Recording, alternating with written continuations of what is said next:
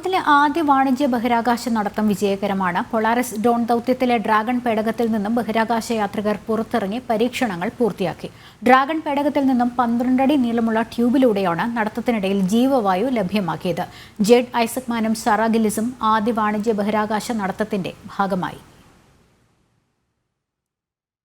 Indian സമയം ഉച്ചതിരിഞ്ഞ് 4:21 ബഹിരാകാശ നടത്തം യാഥാർത്ഥ്യമായത്.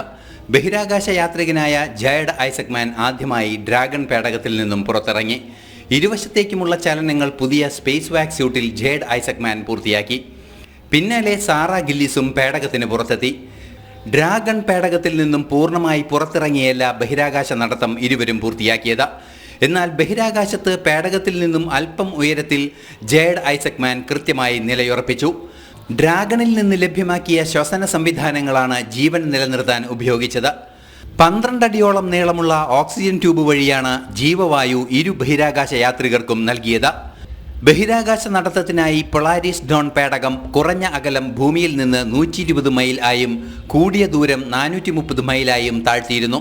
ഭൂമിയിൽ നിന്നും 1400 കിലോമീറ്റർ ദൂരത്തിലെത്തിയ പേടകം 50 വർഷത്തിനിടെ മനുഷ്യൻ സഞ്ചരിച്ച ഏറ്റവും ഉയർന്ന ബഹിരാകാശ അകലം എന്ന റെക്കോർഡും കൈവരിച്ചു.